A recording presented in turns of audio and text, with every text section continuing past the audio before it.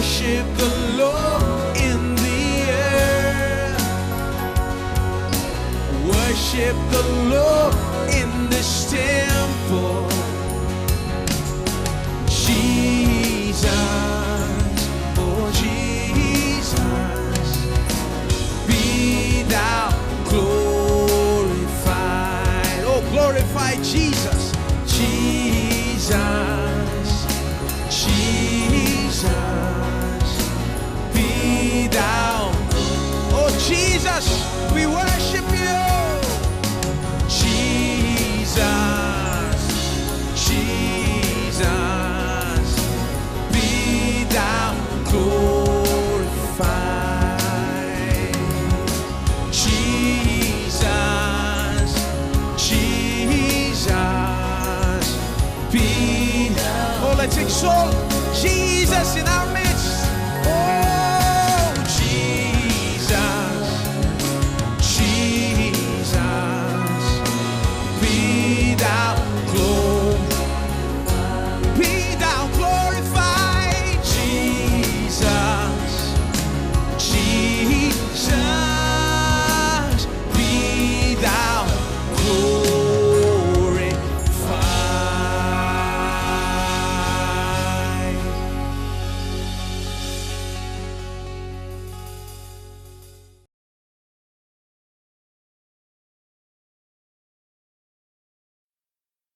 भजन 112 और मैं आपके लिए पढ़ता हूं वचन 6, 7 और 8। वो तो सदा तक अटल रहेगा, धर्मी का स्मरण सदा तक बना रहेगा। वो बुरे समाचार से नहीं डरता, उसका हृदय यहोवा पर भरोसा रखने में स्थिर रहता है। उसका हृदय संभला हुआ है, इसलिए वो न डरेगा, वरन अपने शत्रुओं पर दृष्टि करके संतुष्ट होगा। हम चर्चा कर रहे हैं अपने दिल को प्रभु वचन पर स्थापित करने पर। एक स्थापित दिल कैसे पाए? मजबूत दिल। दिल से मेरा मतलब भीतरी मनुष्यत्व है। बाइबल कई बार भीतरी मनुष्यत्व को दिल के रूप में कहती है। वो मजबूत हो। भीतरी मनुष्यत्व में पौलुस नए नियम में यही सिखाता है, भीतरी रूप में बल पाए। बाहरी मनुष्यत्व है यानी शरीर, बाइबल बताती कि कैसे बाहरी मनुष्यत्व नाश होता है, लेकिन भीतरी मनुष्यत्व दिनों दिन नया होता जाता है। यानी जब आप बूढ़े होते हैं, आपका शरीर बूढ़ा होने लगता है, आपका भीतरी मनुष्यत्व बलवान और बलवान हो सकता है। मसीह उन्नति इसी के बारे में है। मसीह उन्नति इस बारे में कि हमारा भीतरी मनुष्यत्व प्रतिदिन नया होते जाता है। वो उसे कैसे पाते हैं? परमेश्वर के वचन के द्वारा। मैंने आपको पहले भी बताया था कि कुछ सत्य हमें यहां पर भीतर में रखने चाहिए ताकि भीतरी मनुष्यत्व मजबूत हो जाए। जब आप बाहरी परिस्थिति का सामना करते हैं तो उनसे भीतरी बल से निपटना पड़ता है। बाहरी परिस्थिति आपके भीतरी बल से बड़ी नहीं है। अगर आप भीतर में बलवान हैं तो आप जय पा सकते हैं उन सारी चीजों पर जो बाहर से आती है। आत्मा तो हमेशा शरीर से महान होती है। आत्मिक चीजें हमेशा भौतिक चीजों से महान होती हैं। परमेश्वर आत्मा है, उसने भौतिक चीजों को बनाया जो कि महान है। परमेश्वर महान है। देखिए, हमेशा आत्मा भौतिक चीजों से महान होती है। यानी हम समस्याओं का सामना करते हैं इस भौतिक संसार में। हमारे पास भौतिक समस्याएं हैं, हमारे पास आर्थिक समस्याएं हैं, हमारे पास दूसरी समस्याएं जो इस भौतिक संसार में सामना करते हैं। इस संसार में जहां हम शरीर में रहते हैं, इस संसार में हमारी आत्मा से हम में सामर्थ आती है। वही हमारी मदद करता है कि हम इन समस्याओं से निपटे। जबकि परमेश्वर जो आत्मा है, उसने ये भौतिक संसार बनाया है। आत्मिक चीजें हमेशा भौतिक चीजों से महान होती हैं। इसलिए आपको अपने आत्मिक जीवन पर गौर करना चाहिए, आपकी भौतिक चीजों से बढ़कर। क्योंकि जब आपका आत्मिक भाग अच्छा होता है तो आपके जीवन का भौतिक भाग भी संपन्न होगा। यही इस वचन का अर्थ है। प्रियो, मैं चाहता हूं कि तुम सबसे बढ़कर संपन्न हो, जैसे तुम्हारी आत्मा उन्नति पाती। देखिए, परमेश्वर चाहता है कि आप संपन्न हो जाएं हर तरफ से। जैसे आपका प्राण उन्नति पाता, मतलब जैसे आप भीतर में संपन्न होते हैं, आप बाहर से संपन्न होते हैं। अपने हाथों के कामों में संपन्न होते हैं, आप संपन्न होते हैं अपने कामों में, व्यापार में, व्यवसाय में संपन्न होते हैं। आप जो भी करते हैं संपन्न होते हैं पहले भीतर में। इस भीतरी जीवन का बहुत महत्व है। बाइबल इस भीतरी जीवन के बारे में बहुत बताती है। इसलिए हम इस पर चर्चा करते हैं, दिल को कैसे बल दे, अपना दिल कैसे स्थापित करे प्रभु के वचन पर। अब प्रभु वचन पर दिल स्थापित करने के लिए हमें कुछ सत्य उसमें रखने होंगे मजबूती से। एक सत्य मैंने आपको बताया था, वो सत्य है नई सृष्टि का सत्य। जरा कल्पना करें, अगर आप अपने भूतकाल से पीछा ना छुड़ा ले, अगर आप अपने भूतकाल से पीछा न छुड़ा ले। देखिए, बाइबल यही कहती है कि यीशु का लहू हमारे सारे पापों से हमें धोकर शुद्ध करता है। मैं प्रभु का धन्यवाद करता हूं कि मेरा भूतकाल हमेशा मुझ पर लटका नहीं रहता और मैं उसे थामे नहीं हूं। मैं बहुत समय पहले इसे भूल गया, अब मुझे याद भी नहीं कि ये पहले कैसे था। जानते हैं क्योंकि मैं बहुत खुश हूं और सब कुछ बिल्कुल सही चल रहा है, सब कुछ सही हो रहा है। मेरे पास इतना समय भी नहीं है कि मैं इन बातों पर सोचूं। जानते हैं, क्योंकि अब जीवन अच्छा है। अब परमेश्वर चाहता है कि आप भूतकाल से पीछा छुड़ा ले। परमेश्वर कहता है कि पीछे न देखे, आगे देखो। जानते हैं, बनाने वाले हो जाए, सकारात्मक हो। प्रभु कहता है, और तुम्हारे लिए एक काम मैं करता हूं कि यदि कोई मसीह में है तो वो नई सृष्टि है। इसका अर्थ है कि वो पहले कभी अस्तित्व में नहीं था। देखिए, आप और मैं वचन के अनुसार नई सृष्टि हैं। आप ऐसे व्यक्ति हैं जो पहले कभी अस्तित्व में नहीं थे। ऐसा कुछ जो पहले कभी अस्तित्व में नहीं था। सच में यही सत्य है। इसका अर्थ है कि आप परमेश्वर की संतान हैं। परमेश्वर भीतर में है, परमेश्वर भीतर में रहता है और परमेश्वर के स्वरूप और समानता में और उसकी संगति में रहते हुए यह ऐसी जाति है जो पहले कभी अस्तित्व में नहीं थी। नई सृष्टि है। परमेश्वर ने सब कुछ बनाया, बिल्कुल नया बनाया, वो आप है। और फिर इसके बाद कहता है कि पुरानी बातें बीत गई और सब कुछ नया हो गया है। सब लोग कहे पुरानी बातें बीत गई, सब कुछ नया हो गया है। इसलिए ये न कहें कि हम पुराने हैं, भूतकाल के हैं, पुराने पापी हैं। ये कहते न फिर कि मैं बपतिस्मा पाया हुआ पापी हूं। ये न कहें कि छुटकारा पाया हुआ पापी हूं। नहीं, आप छुटकारा पाए पापी नहीं हैं। पापी तो आपकी कहानी में है ही नहीं। आप नई सृष्टि हैं। विश्वास करें, आप नई सृष्टि हैं। पुरानी बातें बीत गई। अपनी पुरानी बातों में वापस न जाएं और दूसरे लोगों की पुरानी बातों में न जाएं। एक बार जब वो मसीह में आ गए तो उस व्यक्ति को शरीर के अनुसार न देखे। बाइबल कहती है उसे आत्मा के अनुसार देखे, उसे मसीह में देखे, उसे परमेश्वर की संतान के रूप में देखे, उसे नई संभावनाओं के साथ देखे, उसे देखे उस विचार के साथ कि बाइबल उसके बारे में क्या कहती है और वो क्या हो सकता है मसीह में और मसीह के द्वारा। उस तरह देखे। जो लोग मसीह में हैं उन पर कोई दंड की आज्ञा नहीं है। आमीन। इसलिए मैंने हमेशा चर्च में यही प्रचार किया है। इसलिए आप इस जगह पर आ सकते हैं और आपको कभी दोषी महसूस करने की जरूरत नहीं। किसी भी बात के बारे में आपको परमेश्वर के साथ संबंध में आगे बढ़ना है। आप नई सृष्टि हो सकते हैं। अपना भूतकाल भूल सकते हैं। कोई उसे नहीं खोदेगा, कोई आप पर उस पर नहीं पटकेगा, कोई भी आपको धूल के जैसे महसूस नहीं करवाएगा। नहीं, ऐसा नहीं है। हम इस सच्चाई पर गौर करते हैं कि आप मसीह के द्वारा और मसीह में क्या कर सकते हैं अब से आगे। आमीन। ये एक सत्य है। जब ये सत्य कि आप कैसे नई सृष्टि ये भीतर में आता है, तब आपका दिल मजबूत होता है। आप खुद में विश्वास करते हैं। तब आप भरोसा रखने लगते हैं कि आप मसीह में कौन है और आप क्या पा सकते हैं और आपकी क्या संभावना है। और ये सब नया जीवन आपकी असली संभावना है जब आप सच में विश्वास करते हैं कि आप नई सृष्टि है। अगली बात जो मैंने बताई थी, अगला सत्य जिसको आपको अपने दिल में रखना है ताकि आप अपना दिल प्रभु वचन पर स्थापित कर सके, ये सत्य है कि कैसे वो महान आप में रहता है। सब लोग कहे वो महान मुझ में रहता है। देखिए, सब लोग सचेत है कि वो कैसे शैतान वहां पर है, छत पर, पीछे में या अंधेरे में। जानते हैं, दुष्ट आत्माएं हैं, किसी ने ये और वो कर दिया है, किसी ने वो किया। नहीं नहीं नहीं, इस बारे में सचेत रहे कि आप कौन हैं। परमेश्वर भीतर में है, ये मनसा रखे। आमीन। शैतान की सोच न रखे, परमेश्वर भीतर ये मनसा रखे। मैं सोचता हूं कि आज विश्वासी शैतान के बारे में सचेत हैं, परमेश्वर की मनसा के बजाय। परमेश्वर के बारे में सोचिए कि वो आप में कैसे रहता है। ये बहुत जरूरी है अपना दिल परमेश्वर के वचन में स्थापित करने के लिए, ताकि आप कभी न हिलाए जाए। भजनकार कहता है कि जब किसी का दिल स्थापित होता है तो वो कभी नहीं हिलाया जाएगा। उस व्यक्ति का उदाहरण देखना चाहते हैं जो कभी नहीं हिलाया गया, जो प्रभु में स्थापित है, प्रभु में बना हुआ है।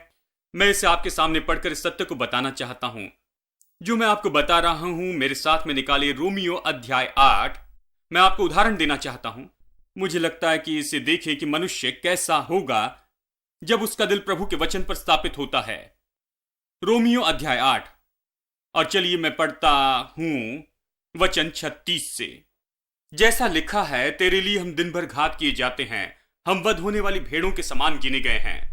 परंतु इन सब बातों में हम उसके द्वारा जिसने हमसे प्रेम किया है जयवंश से भी बढ़कर है। क्योंकि मैं निश्चय जानता हूं कि न मृत्यु, न जीवन, न स्वर्गदूत, न प्रधानताएं, न वर्तमान, न भविष्य, न सामर्थ, न ऊंचाई, न गहराई और न कोई और सृष्टि हमें परमेश्वर के प्रेम से जो हमारे प्रभु यीशु मसीह में है उससे हमें अलग कर सकेगी। वो कहता है कि हम दिन भर घात किए जाते हैं सेवकाई के कारण। वो इन परेशानियों से जाता है सेवकाई के कारण। प्रेरित पौलुस महान प्रेरित था जिसने जाकर पूरे शहर को हिलाया, गांव और क्षेत्रों के भागों को हिलाया। बहुत सा विरोध था और बहुत सा सताव था। वो कहता है कि प्रतिदिन हम मृत्यु का अनुभव पास से करते हैं। हम दिन भर घात किए जाते हैं, इतना दुख उठाते हैं मसीह के लिए हमारी गवाही के कारण।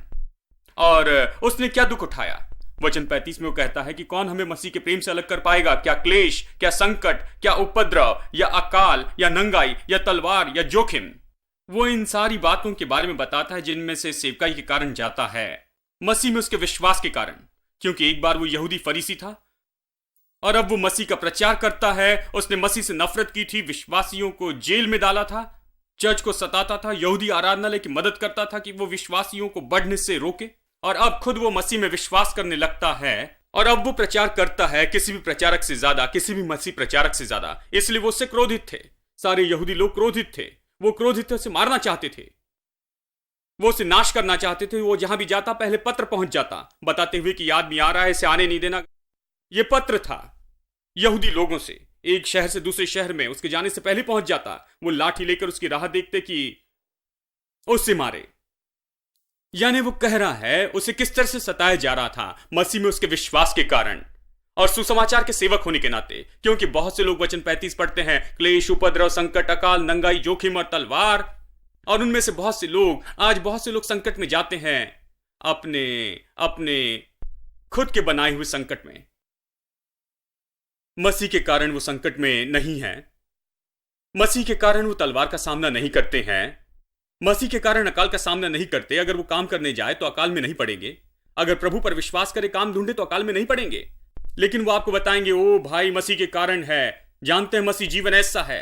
मसीह जीवन ऐसा ही है। नहीं, मसीह जीवन ऐसा नहीं। मसीह जीवन वो है जिसमें आप परमेश्वर पर भरोसा रखते हैं और आप कई बार दूसरों के लिए दहशत होते हैं कि आपका प्रचार और यीशु मसीह के लिए आपकी गवाही इतनी सामर्थी होती है, इतनी प्रभावी कि जगह को हिला देती है और लोग आपके विरुद्ध में आते हैं। इसलिए आप सामना करते हैं क्लेश, उपद्रव और सताव का और कई बार अकाल का भी, क्योंकि लोग आपके विरुद्ध में आते हैं। इसलिए अपनी गरीबी को सही न ठहराएं ये कहने के द्वारा कि अगर आप विश्वासी हैं तो आपको गरीबी स्वीकार करनी होगी। नहीं, देखिए, यीशु हमें गरीबी से आजाद करने आया है। गरीबी को सही न बनाएं, गरीबी को सही ठहराने के तरीके न ढूंढे। बाइबल बहुत ही स्पष्ट है।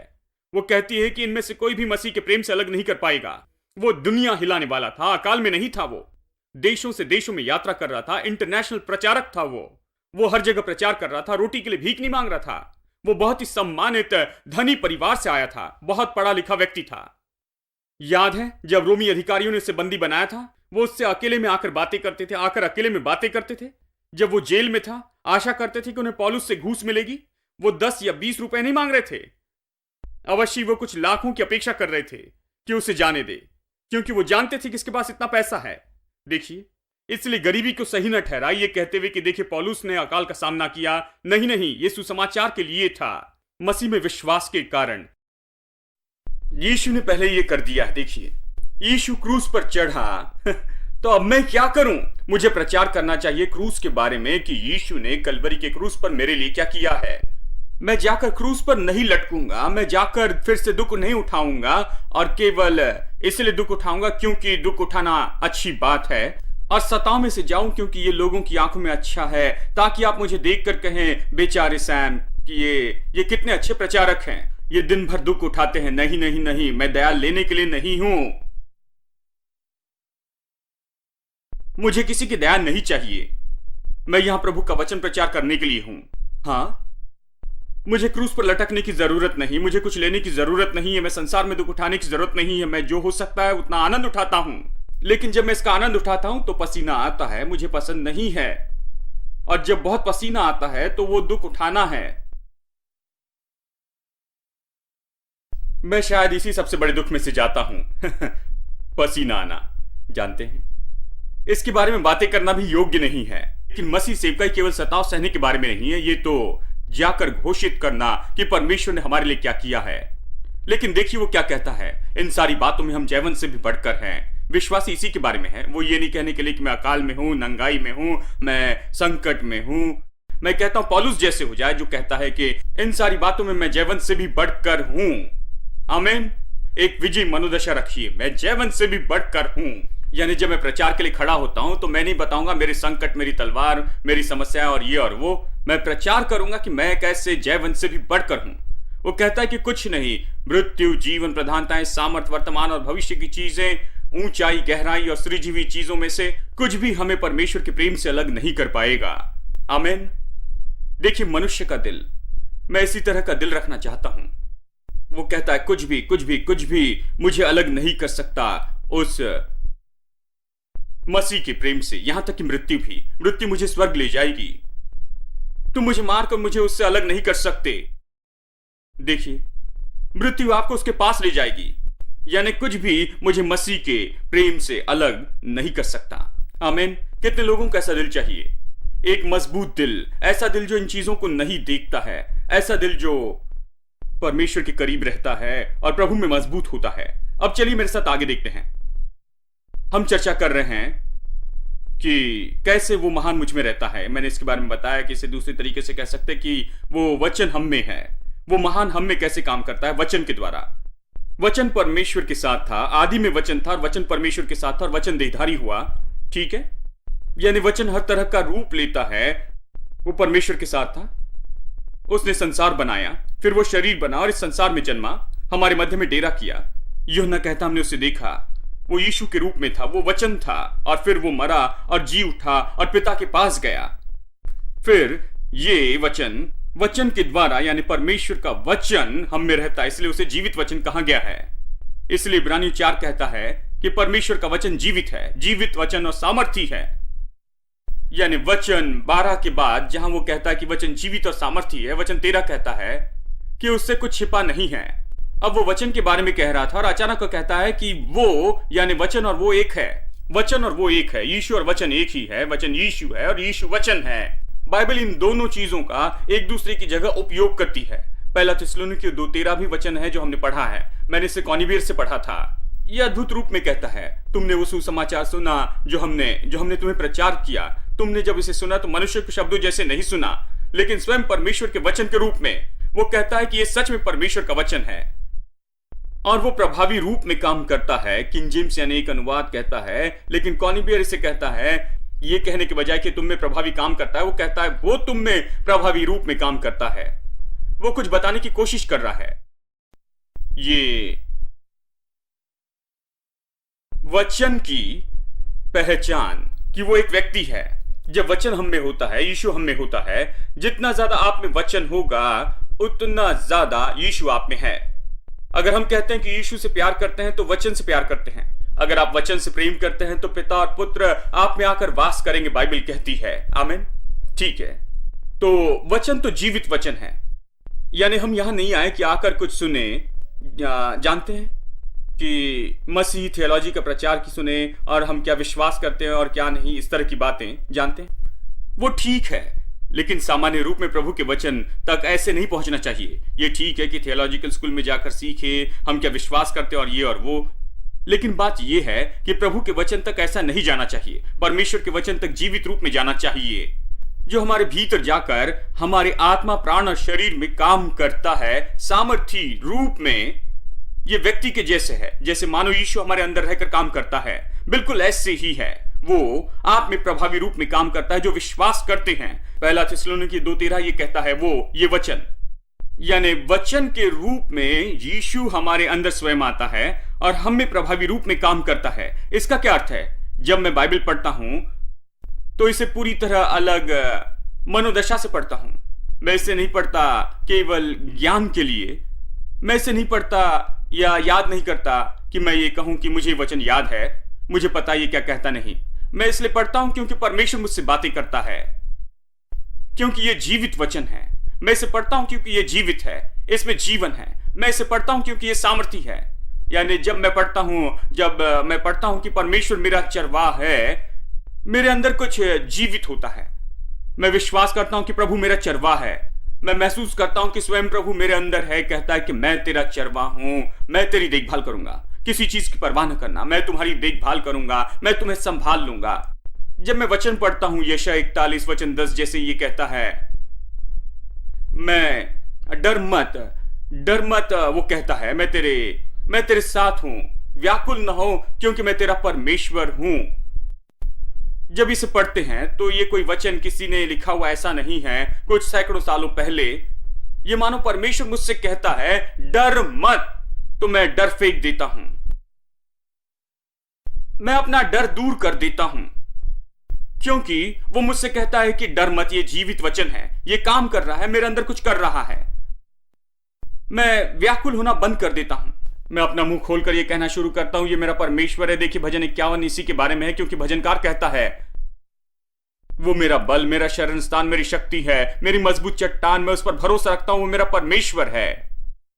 यानी ये जीवित वचन है। मैं उस तक ऐसे पहुंचता हूं कि जब परमेश्वर मेरे लिए है तो मेरा विरोधी कौन हो सकता है। ये सच में मुझसे बातें करता है, ये जीवित है, ये सामर्थ्य और मेरी सेवा करता है। जब ये कहता है कि मसीह जो मुझे बल देता है उसके द्वारा मैं सब कुछ कर सकता हूं, ये जीवित वचन है। प्रतिदिन मैं इसे लेता हूं, प्रतिदिन जब मैं उठता हूं तो मैं कहता हूं कि मसीह जो मुझे बल देता है उसके द्वारा मैं सब कुछ कर सकता हूं। जब मैं वो वचन कहता हूं तो मानो परमेश्वर मुझ में है, ये मानो स्वयं यीशु मेरे द्वारा कह रहा है और वो कहता है मैं सब कुछ कर सकता हूं, मैं साबित करता हूं अपनी योग्यता और मेरी सामर्थ, मेरा बल जो यीशु मसीह में है। अपनी कमजोरी न कहे, सुबह उठकर ये न कहें हाय रे मैं क्या करूंगा। जानते हैं इस जिंदगी को देखो, बहुत गर्मी है, बुरा है, सब कुछ बुरा है, क्या करूं। नहीं नहीं नहीं नहीं नहीं, मैं मसीह के द्वारा सब कुछ कर सकता हूं जो मुझे बल देता है। मैं कर सकता हूं क्योंकि यीशु मुझे बल देता है। जब आपके पास कुछ पैसे नहीं होते, जब लोगों के पास पैसे नहीं होते तो वो क्या कहते हैं, आप बता सकते हैं कि उनका दिल प्रभु में स्थापित है या नहीं। बहुत से लोग ऐसे ही हैं, जब उनके पास पैसा नहीं होता तो पत्नी से कहते हैं सुनो मैं तुमसे कहता हूं पैसा नहीं है, तो वो बहुत खुश हो जाती है। आपने क्या किया, आपने उसकी खुशी भी पूरी नाश कर दी है। कोई पैसा नहीं है और छोटा 5-6 साल का बच्चा आकर कहता है डैडी इसके बारे में क्या, मुझे ये चाहिए। और डैडी कहते हैं डैडी के पास कुछ पैसा नहीं है, तो छोटा 5 साल का बच्चा डैडी की ओर देखकर कहता है ये बेकार आदमी है, इसके पास कुछ पैसा नहीं है। आपके पास कुछ पैसा नहीं है। देखिए जब छोटा बच्चा पैदा होता है और जैसे वो बढ़ता है उसके मन में विचार होता है कि उसके पिताजी हीरो हैं। अगर बच्चे से पूछे तो कहेंगे मेरे पिताजी मोहम्मद अली से बढ़कर है, एक पंच मोहम्मद अली को मारेंगे तो गिर जाएगा, मर जाएगा। वो ऐसे ही है, उसके पास पिताजी के बारे में ऐसा रवैया है, वो सोचते हैं कि पिताजी सबसे बड़े व्यक्ति है उस शहर में, वो कुछ भी कर सकते हैं, उनके पास बहुत पैसा है और वो कुछ भी कर सकते हैं। और जानते हैं हम ही हैं जो कहते हैं कि सुनो मेरे पास पैसा नहीं है, मैं ये नहीं कर सकता। हम ही उन्हें ये सब सिखाते हैं और जब पैसा नहीं होता तो पत्नी को बताते, बच्चों को बताते, सास को फोन करके बताते, हम पड़ोसी से कहते, बगल वालों से भी कहते, हर जगह घोषित करते हैं कि हमारे पास पैसा नहीं है, क्योंकि वो हमारे दिल से आता है और जो हमारे दिल में भरा होता है वही हमारे मुंह से बाहर आता है। आमीन। मैं आपसे कहता हूं अगर प्रभु का वचन आपके दिल को भरता है, अगर आपका दिल इस सच्चाई से भरा है कि मेरा परमेश्वर मेरी हर जरूरत पूरी करेगा अपने महिमा के धन के अनुसार मसीह यीशु के द्वारा। जब आपकी जेब में कोई पैसा नहीं होता है, जब आपकी पासबुक बिल्कुल जीरो होती है, तब आप धनी व्यक्ति के जैसे खड़े होकर कहेंगे मेरा परमेश्वर मेरी हर जरूरत पूरी करेगा अपने महिमा के धन के अनुसार। और उस जगह से बाहर आते हैं ये जानते हुए कि परमेश्वर प्रयोजन करेगा। देखिए परिवार एक साथ जुड़ा रहेगा, वो सीखेंगे। यानी जब आप एक भी शब्द नहीं कहेंगे कि ये नहीं है, हमेशा सकारात्मक कहेंगे कि हम ये कर सकते हैं। आइए विश्वास करें, प्रार्थना करें, परमेश्वर पर विश्वास करें तो सब संभव है। अगर आप घर को इस तरह की भाषा से भर देंगे, अब देखिए क्या होगा, आपकी पत्नी और बच्चे सब खुश होंगे, घर में आशाहीनता नहीं होगी, वहां कोई परेशानी नहीं होगी, कोई विपत्ति नहीं होगी। बहुत से घर परेशानी और विपत्ति से भरे हैं, और इस निराशा से, इस थकान से सब निराश और थके हैं। बहुत सी स्त्रियां निराश और थकी हैं क्योंकि पति ने पहले बता दिया कि कल मेरे पास पैसा नहीं होगा। आप ये क्यों नहीं कहते कि मैं देखूंगा कि मेरा परमेश्वर मेरी हर जरूरत पूरी करेगा, इसलिए न डरे, परमेश्वर और हम इससे बाहर आएंगे। हम ये कर सकते हैं। हमें ऐसे पुरुषों की जरूरत है, हमें ऐसी स्त्रियों की जरूरत है, ऐसे स्त्री और पुरुष हैं जो सफल परिवार को बना सकते हैं। मेरे दोस्तों, हम इसी के बारे में चर्चा कर रहे हैं। जब आपका दिल स्थापित होता है, जब आप अपना मुंह खोलते हैं, तो केवल वचन आता है, आपकी समस्याएं नहीं, आपकी कमजोरी नहीं, ये नहीं कि क्या नहीं कर सकते, लेकिन आप क्या कर सकते हैं मसीह में और उसके द्वारा। आमीन। देखिए, हम इसी के बारे में चर्चा कर रहे हैं। मेरी सहायता परमेश्वर से आती है। भजनकार कहता, भजन 121 में, मैं पर्वतों की ओर देखता हूं, मेरी सहायता कहां से आती है? मेरी सहायता परमेश्वर से आती है जिसने आकाश और पृथ्वी बनाया। आमीन। मेरी सहायता वहीं से आती है। हम अपना मुंह क्यों नहीं खोलते? प्रभु कहता, मैं तेरा बल बनूंगा। उसने ये नहीं कहा मैं तुझे बल दूंगा, लेकिन मैं तुम्हारा बल बनूंगा। तो फिर आप सुबह उठकर क्यों नहीं कहते, परमेश्वर मेरा बल है? सब लोग कहे परमेश्वर मेरा बल है, परमेश्वर मेरा बल है। खैर, उस समय जब आप कमजोर होते हैं, जब आप बीमार होते हैं, जब आप बिस्तर पर होते हैं, कहे परमेश्वर मेरा बल है।